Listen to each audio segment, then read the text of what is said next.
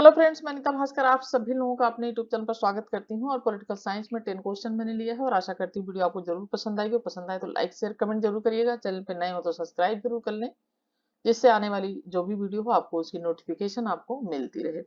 और इसके साथ साथ आप जो है पॉलिटिकल थिंकर्स की जो वीडियो है उसे भी जरूर देखें। प्लेलिस्ट में जाएंगे आपको वीडियो मेरी मिल जाएंगी, ठीक है। उसे भी साथ साथ देखें जिससे आपको डीपली नॉलेज हो जाए, और डीपली नॉलेज हो जाएगी तो आप फिर एग्जाम में गलती नहीं करेंगे, ठीक है, क्योंकि उससे आपको अच्छी तरीके से कॉन्सेप्ट जो है आपको क्लियर हो जाता है।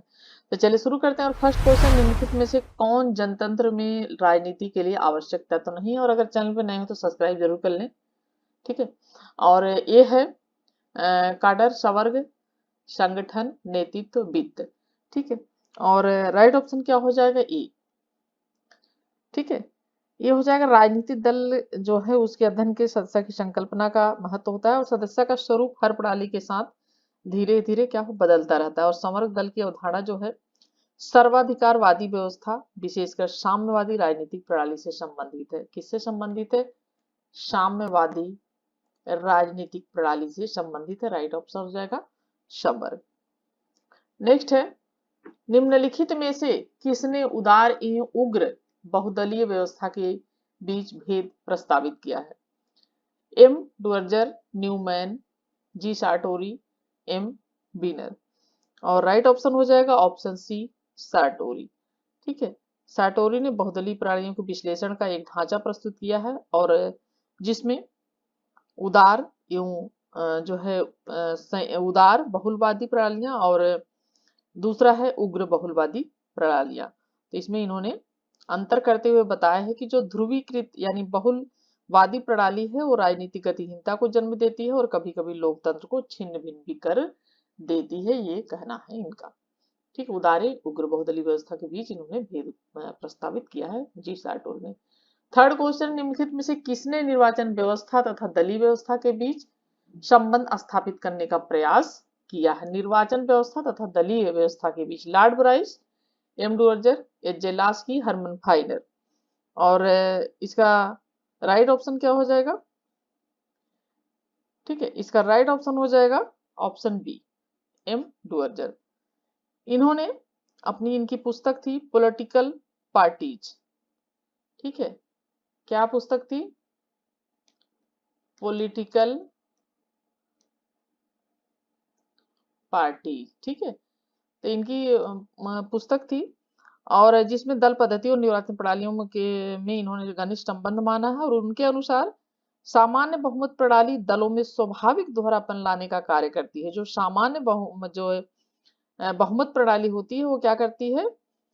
बहुमत प्रणाली दलों में स्वाभाविक दोहरापन लाने का कार्य करती है, ठीक है। और जैसे कि उदाहरण के अनुसार ब्रिटेन की जो द्विदलीय प्रणाली है, प्रणाली का विकास बहुदलीय पद्धति की जो है सहगामी होती है, ठीक है।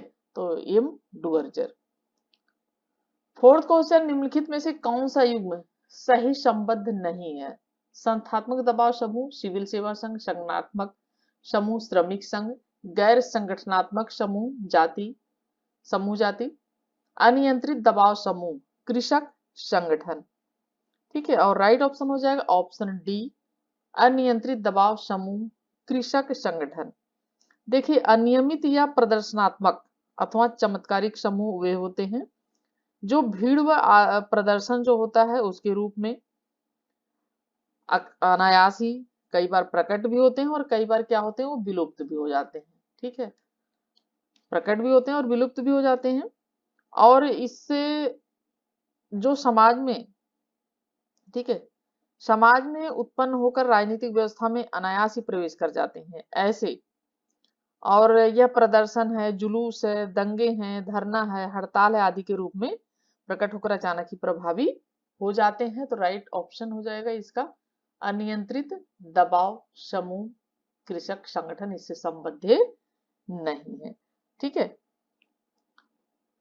नेक्स्ट है, संविधान राज्य के पदों के वितरण, संप्रभुता के आवास और राज्य के उद्देश्य को निर्धारित करने वाली व्यवस्था या परिभाषा किसने दी है?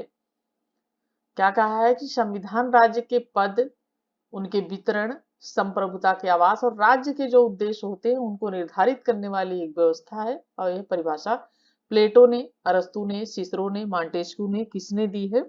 और राइट ऑप्शन हो जाएगा यह परिभाषा अरस्तु ने दी है। ठीक है, और यह परिभाषा है अरस्तु की।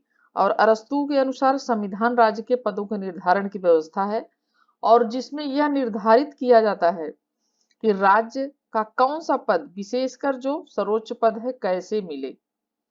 और अरस्तु ने एक और जगह पर यह भी लिखा था कि संविधान उस जीवन पद्धति का प्रतीक होता है जो किसी राज्य द्वारा अपने लिए अपनाई जाती है। ठीक है, यानी संविधान उस जीवन पद्धति का, ठीक है, जीवन पद्धति का प्रतीक होता है, प्रतीक माना जाता है जो किसी राज्य द्वारा क्या होता है, अपने लिए राज्य द्वारा अपनाया जाता है। और अरस्तु संविधानों का वर्गीकरण दो सिद्धांतों के आधार पर करते हैं। शासन सत्ता एक, पहला है शासन सत्ता, ठीक है, शासन सत्ता, और या सर्वोच्च पद या संप्रभुता का निवास कितने व्यक्तियों में निहित है। दूसरा है राज्य का उद्देश्य, ठीक है, राज्य का उद्देश्य। तो राज्य का उद्देश्य सार्वजनिक हित या स्वार्थ साधन, तो दो इसमें इन्होंने किया है और यह परिभाषा है अरस्तु की। नेक्स्ट है 6 क्वेश्चन, निम्नलिखित में से कौन सी विशेषताएं संवैधानिक शासन की हैं? 1 पॉइंट है यह विधि द्वारा संचालित शासन है। दूसरा पॉइंट है यह व्यक्ति की ओर से सत्ता को सीमित करता है। थर्ड पॉइंट है इसमें निर्वाचित राज्याध्यक्ष होता है। कूट 1, 2 और 3 सही है, 1 और 2 सही है, 1 और 3 या 2 और 3 सही है। और इसका राइट ऑप्शन हो जाएगा ऑप्शन बी, 1 और 2 जो है वो सही है। विधि द्वारा संवैधानिक शासन क्या है, इसकी विशेषताएं क्या होती हैं कि यह कानून द्वारा या विधि द्वारा संचालित शासन होता है और यह व्यक्ति की ओर से सत्ता को क्या करता है, सत्ता को सीमित करता है। ठीक है, जिससे सत्ता क्या होती है, अनियंत्रित न होके नियंत्रित रहती है। ठीक है, और निर्वाचित जो राज्याध्यक्ष होते हैं वो गणतंत्र की विशेषता है। और ब्रिटेन में जैसे संवैधानिक शासन है, जबकि वहां राज व्यवस्था निर्वाचित न होकर क्या होता है, उत्तराधिकार से आती है। ब्रिटेन जो है वहां पे, ठीक है, ब्रिटेन क्या है, वहां पे संवैधानिक शासन है, जबकि वहां जो राज्याध्यक्ष होते हैं यानी राजा निर्वाचित नहीं होते हैं बल्कि उत्तराधिकार से ही वो आते हैं। ठीक है, नेक्स्ट है निम्नलिखित में से किस शासक ने हाल के वर्षों में संसदीय कार्यपालिका की शक्तियों की अभिवृद्धि में योगदान दिया है? एक, सुसंगठित दलीय व्यवस्था का आविर्भाव। बी है कार्यकाल पूरा होने से पहले लोक सदन को भंग करने का मंत्रिमंडल का अधिकार। तीसरा है जो प्रदत्त विधायन है उसमें वृद्धि। और डी है उपरोक्त सभी। ठीक है, और राइट ऑप्शन क्या हो जाएगा, राइट ऑप्शन हो जाएगा ऑप्शन ए, एक सुसंगठित दलीय व्यवस्था का आविर्भाव। ठीक है, और नेक्स्ट क्वेश्चन देखते हैं। नेक्स्ट क्वेश्चन है निम्नलिखित अधिनियम में से किस अधिनियम द्वारा गवर्नर जनरल की परिषद में एक विधि सदस्य की अभिवृद्धि हुई? ठीक है, मॉन्टेगू चेम्सफोर्ड सुधार अधिनियम 1919 के द्वारा, भारत सरकार अधिनियम 1935 के द्वारा, भारत परिषद अधिनियम 1881 या चार्टर अधिनियम 1833, चार्टर एक्ट। और इसका जो राइट ऑप्शन हो जाएगा ऑप्शन डी हो जाएगा। चार्टर एक्ट जो था, चार्टर अधिनियम, वो जो है गवर्नर जनरल को एक विधि आयोग की स्थापना करने का अधिकार दिया गया और विधि आयोग की स्थापना के बाद मैकाले को उसका प्रथम अध्यक्ष बनाया गया। ठीक है, लॉर्ड मैकाले को उसका प्रथम अध्यक्ष बनाया गया था और परिषद में 14 सदस्य जो थे विधि सदस्य की नियुक्ति की गई थी, किंतु उसे विधि संबंधी मामलों में अतिरिक्त परिषद में भाग लेने व मत देने का अधिकार प्राप्त नहीं था। तो इसमें लॉर्ड मैकाले को पहला अध्यक्ष बनाया गया था, ये पॉइंट जरूर ध्यान रखें। और 9 क्वेश्चन है निम्न में से किस अधिनियम के अंतर्गत भारत में सर्वप्रथम एक सर्वोच्च न्यायालय की स्थापना हुई थी? तो कौन सा अधिनियम था जिसके अंतर्गत भारत में सर्वोच्च न्यायालय की स्थापना की गई थी? रेगुलेटिंग अधिनियम 1773, भारतीय परिषद अधिनियम 1861, भारत सरकार अधिनियम 1935, भारतीय संविधान 1950। और राइट ऑप्शन क्या हो जाएगा, ऑप्शन ए हो जाएगा, क्योंकि रेगुलेटिंग अधिनियम जो था 1773 उसके द्वारा कलकत्ता में पहले, ठीक है, कलकत्ता में सर्वोच्च न्यायालय की स्थापना की गई थी। और भारत में कंपनी के अधीन क्षेत्र का सर्वोच्च न्यायालय था एक तरीके से। इसके अधीन, कंपनी के अधीन, क्योंकि कंपनी का उस समय शासन था। और 1935 के अधिनियम में संघीय न्यायालय की स्थापना की गई थी। ठीक है, 1935 का जो अधिनियम था, इसमें संघीय न्यायालय की स्थापना की गई थी। ठीक है, तो राइट ऑप्शन हो जाएगा ऑप्शन ए, रेगुलेटिंग अधिनियम 1773। 10th और लास्ट क्वेश्चन है, सूची फर्स्ट और सूची सेकंड को मिलान करना है। सूची फर्स्ट है भारतीय संघवाद पर दृष्टिकोण, और सूची सेकंड है जो, वो है लेखक।